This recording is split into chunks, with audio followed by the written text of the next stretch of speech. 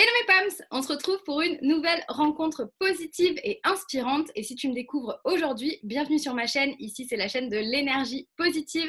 Je m'appelle Élise et je suis coach en énergie positive pour aider les femmes hypersensibles à prendre confiance en elles. Et aujourd'hui, j'ai découvert une femme hypersensible et rayonnante et qui est entrepreneur l'année dernière sur la scène des rôles modèles féminins qui était organisée par Doha. C'est Imen Fouami, et j'avais adoré cet échange. On a beaucoup parlé toutes les deux de business et d'hypersensibilité, donc je voulais absolument vous la présenter. Imen, comment vas-tu? Ça va, super. Merci beaucoup pour ton énergie, j'adore. Ouais, en tout cas, ça fait déjà pratiquement un an qu'on s'est rencontrés en fait. Oui, c'est Waouh, vrai, ça ça passe passe. tellement vite. Tu te rends compte, c'était en septembre. C'est passé super vite et ouais, non, c'est toujours aussi cool. Donc, je suis ravie de te retrouver. Bah, du coup, même si on a continué à se suivre, à échanger par Instagram, etc., je voulais vraiment pouvoir faire cette vidéo avec toi pour faire aussi ce lien entre femme alpha et hypersensibilité, parce que c'est ce que tu incarnes. Alors, pour les gens qui ne te connaissent pas encore, est-ce que tu pourrais nous parler un petit peu de ton parcours et de nous dire comment tu en es venue à devenir une coach business? Alors, on va commencer chronologiquement, hein, tout simplement. Donc, moi, je suis Imen Touami, donc je suis aujourd'hui business coach et stratège en marketing. Donc, moi, j'ai démarré en fait dans le marketing depuis que je suis enfant, je rêve d'être dans le monde de la publicité. Depuis toujours, je me suis dit, c'est ça que je veux faire quand je serai grande. Et donc, j'ai fait tout naturellement voilà, des études de marketing et de communication. Et une fois le diplôme en poche, voilà, j'ai pu travailler un petit peu à gauche à droite dans des services de communication, marketing. Et au bout d'un moment, je me suis dit, j'ai envie d'aller voir ailleurs, j'ai envie de partir à l'étranger. Donc, je suis partie vivre en Angleterre. Donc, je suis partie vivre à Londres pendant quasiment 2 ans. Et en fait, c'est vraiment là que le déclic de l'entrepreneuriat s'est fait. J'ai toujours été, on va dire, un petit peu la rebelle de ma famille, le mouton noir qui voulait toujours faire les choses différemment. Et j'ai toujours voulu, en fait, être quelqu'un d'indépendant. Je n'avais pas envie d'avoir forcément un patron au-dessus de moi. Et donc, c'est vraiment là que ça s'est confirmé à Londres, parce que je prenais des cours d'anglais dans une petite école. Et ce qui s'est passé, c'est que cette école était quasiment au bord de la faillite, en fait. Et ce que je leur ai proposé, je leur ai dit, bah, écoutez, j'ai envie de vous aider. J'ai envie de vous aider dans votre marketing, dans votre communication. Et en échange, vous m'offrez les cours. Donc, c'est ce que j'ai fait. Donc, je les ai aidés dans leur positionnement, dans leur business, dans la création de leur identité visuelle, etc. Et en fait, ça a tellement, tellement bien marché qu'ils ont dû déménager, qu'ils ont dû prendre un plus grand bâtiment parce qu'ils avaient trop d'étudiants. Et pour moi, ça a été la révélation. Je me Ah suis ouais. dit, waouh, Iman, tu as fait ça toute seule. Tu as fait ça toute seule. Comment tu peux le reproduire? En plus, il n'y a personne qui t'a dit quoi faire. Tu as su tout de suite, instinctivement, le faire. Et en fait, à mon retour en France, je me suis décidée, je me suis dit, c'est bon, je me lance à mon compte. Et c'est comme ça que j'ai démarré en fait dans l'entrepreneuriat. J'ai commencé en tant que graphiste. Et puis petit à petit, ça a évolué. Je me suis entourée de partenaires, de collaborateurs, puis c'est devenu une agence. Et c'est aussi tout naturellement que je suis devenue donc, formatrice donc, en marketing et coach de business. Super, un énorme parcours et on voit que tu as vraiment surfé sur tes talents. Et du coup, aujourd'hui, si je ne me trompe pas, tu as vraiment une spécialité un petit peu où tu t'axes vraiment sur aider les entrepreneurs à vendre grâce aux réseaux sociaux et au branding. Est-ce que tu peux nous en dire un peu plus et pourquoi pour toi, c'est les deux éléments qui sont le plus importants? Pourquoi c'est les deux choses les plus importantes? Premièrement, tout simplement parce que je suis graphiste et on dira toujours dans la communication que l'habit fait le moine. D'accord? Voilà, c'est quand on voit un site qui est professionnel, un logo qui est professionnel, on a tout de suite confiance. Et pour moi, ça, c'est mon job. C'est comme ça que j'ai appris et c'est ce que j'ai envie de transmettre justement aux autres entreprises. C'est que l'image est aussi importante parce que c'est les 7 premières secondes qui vont faire retenir la personne, qui vont faire retenir l'attention.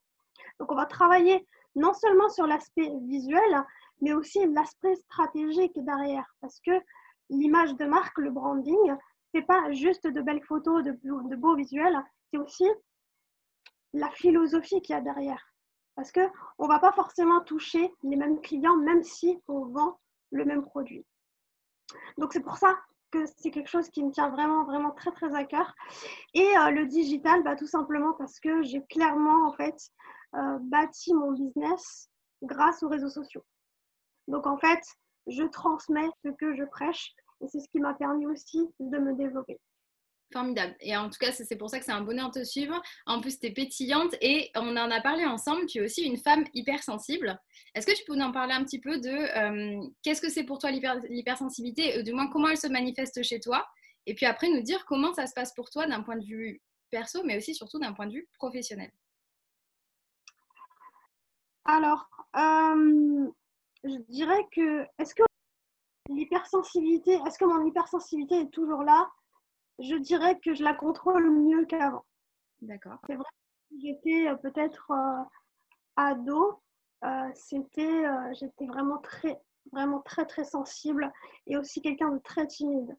Donc forcément, j'étais tout de suite touchée par quelque chose qu'on pouvait me dire et c'était exagéré. Je pense que tous les hypersensibles vont comprendre ce que je suis en train de dire. Et c'est au fil du temps vraiment que ça a commencé à... J'ai travaillé sur moi en fait, j'ai vraiment travaillé sur moi. Et l'entrepreneuriat, c'est ce qui m'a permis justement d'avoir le contrôle. Je dirais pas que ça a complètement disparu, c'est sûr, c'est toujours là, mais ça m'a permis aussi de comprendre que justement mon hypersensibilité, ça me permettait d'être vraiment très à l'écoute et d'être empathique. Et justement, parfois mes clients ils me disent mais comment t'as fait en fait? T'es connecté en Bluetooth avec ma tête ou enfin comment t'as fait en fait? Et, euh, et c'est là que je me suis rendu compte qu'en fait finalement c'était un super pouvoir parce que on est à l'écoute en fait, on est beaucoup plus à l'écoute que d'autres personnes. Donc je suis ravie en fait d'avoir eu ce parcours, d'être entrepreneur et d'avoir pu justement le développer de manière plus, on va dire, plus intelligente. Et donc finalement un super pouvoir. Alors, qu'est-ce qui t'a aidé à justement prendre confiance en toi pour en faire un super pouvoir aujourd'hui? Donc, tu as parlé un peu de l'entrepreneuriat qui vraiment t'a libéré, ce que je peux comprendre, parce que moi aussi, en tant qu'ultra-sensible, l'entrepreneuriat, j'ai pu reprendre un peu, finalement, me réaligner en fait avec mes valeurs, avec mes besoins. Et forcément, en tant que coach aussi, quand tu es hyper empathique, je pense que ça t'apporte énormément. Mais toi, dans ton chemin, est-ce qu'il y a eu quelque chose qui t'a permis d'accepter cette sensibilité ou de mieux la vivre ensuite et d'en faire un super pouvoir? Qu'est-ce qui t'a le plus aidé? Alors je dirais pas juste une chose, c'est vraiment un cheminement en fait. C'est vraiment un cheminement, c'est le développement personnel. Voilà, quand on commence à s'intéresser au développement personnel, à ce qu'on appelle le mindset, c'est qu'on comprend qu'il y a parfois des blocages qu'il faut laisser tomber, des limitations, des croyances qu'il faut laisser tomber. Mais je pense que vraiment le truc qui fait que on s'accepte pleinement, c'est de se dire on ne peut pas plaire à tout le monde. Voilà. Moi, c'est une phrase que je dis très souvent. Je ne sais pas si tu l'as déjà entendue, mais je dis toujours, voilà, on ne peut pas plaire à tout le monde parce qu'on n'est pas une pizza. Voilà. C'est vrai. Et même les pizzas, parce que la pizza hawaïenne avec de l'ananas dessus. Voilà. Et, et quand on comprend ça, c'est vraiment là que ça devient libérateur, en fait. Et on se dit, cette personne, elle me kiffe, et elle me prend avec tout le package. Et puis, cette personne, elle m'aime pas, et puis, tant pis. Et en fait, il y a toujours un revers de la médaille dans tous les cas. Peu importe, on aura toujours des gens qui vont nous aimer, il y a toujours des gens qui vont nous détester, et même, ils vont peut-être même nous détester, mais même en sachant même pas qui on est en fait, juste parce que ils peuvent nous détester.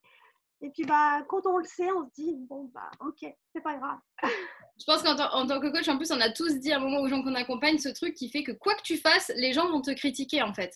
Le rapport aux autres et le jugement des autres, souvent, c'est déjà notre perception où en fait on va avoir toutes nos peurs et tout qui vont parler super fortement et on va faire plein de suppositions négatives, de peurs de scénarios catastrophes.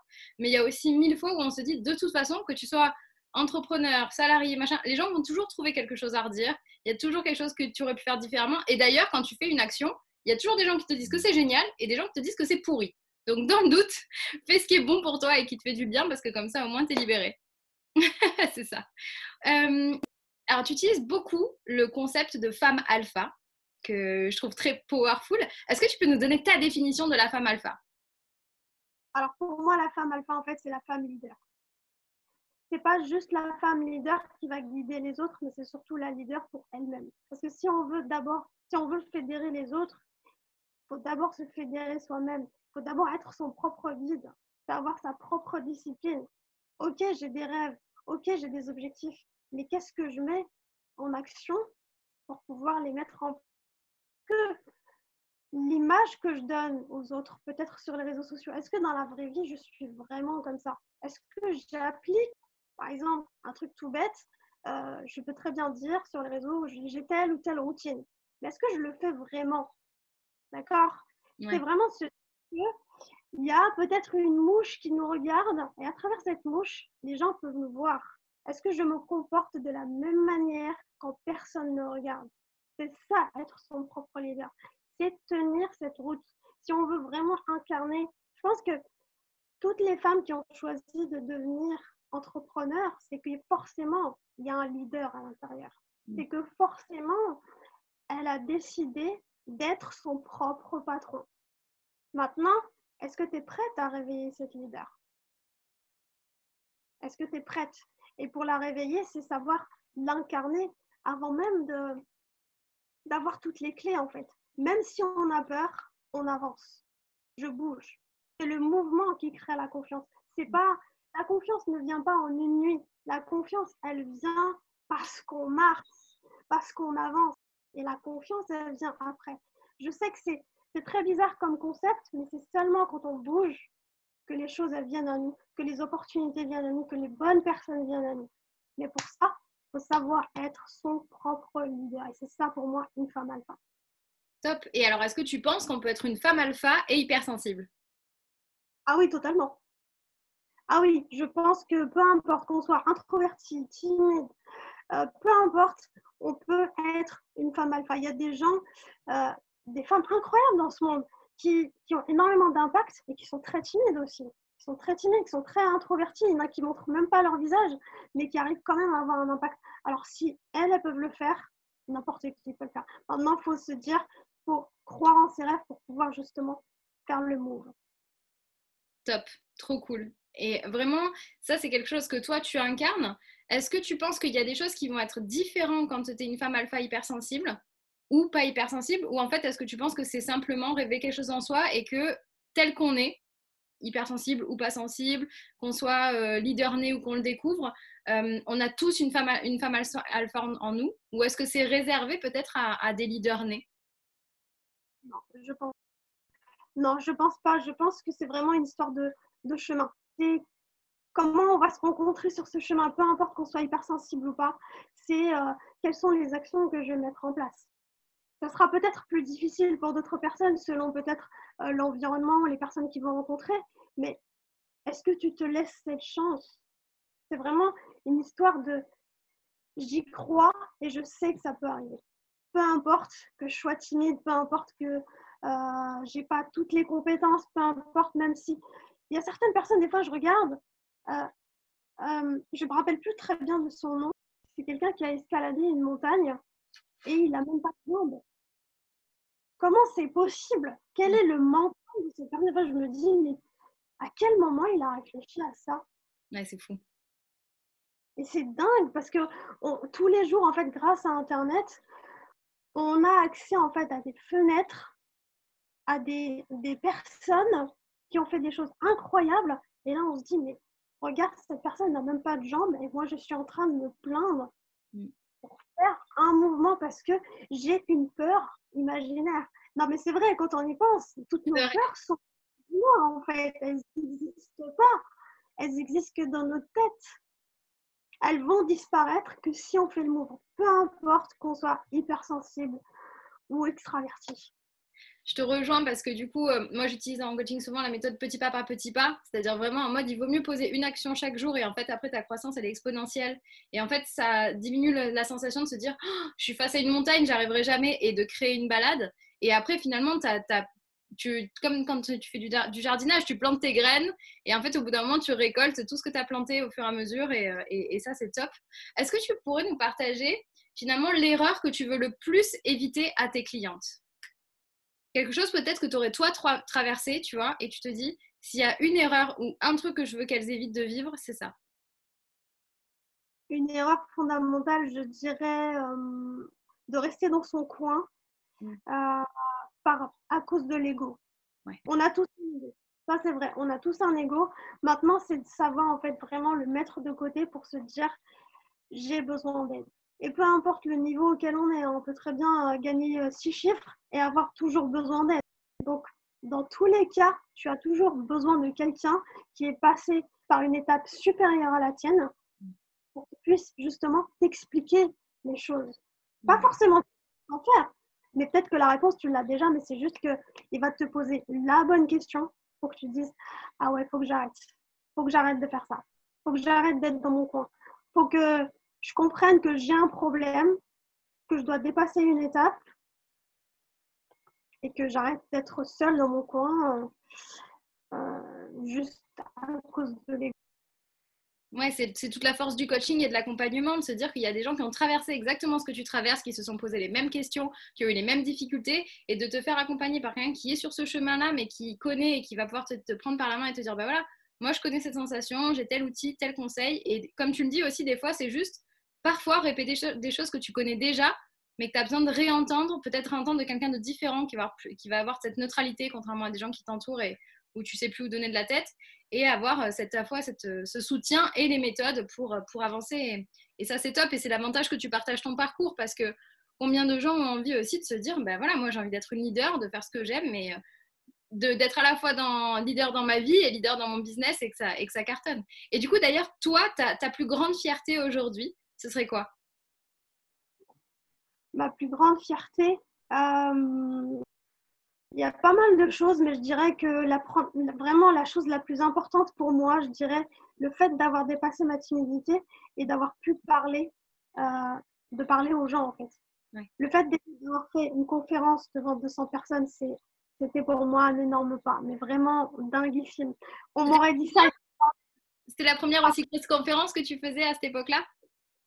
C'est ça, exactement. 200 personnes. Franchement, on m'aurait dit ça il y a 3 ans, j'aurais dit non, c'est impossible. C'est impossible. Et voilà, le fait aussi de faire, par exemple, des vidéos, de faire des lives. Pareil, on m'aurait dit ça il y a 3 ans, j'aurais dit non, c'est impossible que moi, Imen Touami, je serais en train de parler en vidéo devant des gens, quoi. Et c'est chose faite, et vous voyez à quel point elle le fait naturellement et avec beaucoup enfin, tu rayonnes, et c'est ça qui est top. Donc comme quoi, vous pouvez croire en vos rêves, continuer à avancer et à vous faire confiance et à travailler sur vous, parce que voilà, le résultat, il est là. Et c'est pour ça que toutes ces interviews, ces parcours, ces échanges, ça nourrit énormément de se dire, mais en fait, moi aussi, j'étais comme elle il y a 2 ans, il y a 3 ans, j'ai eu telle timidité, tel manque de confiance en moi. Et en fait, si elles y arrivent, bah, nous aussi, il n'y a pas de raison. Et voilà, toute la force de pouvoir être à la fois inspirée et accompagnée.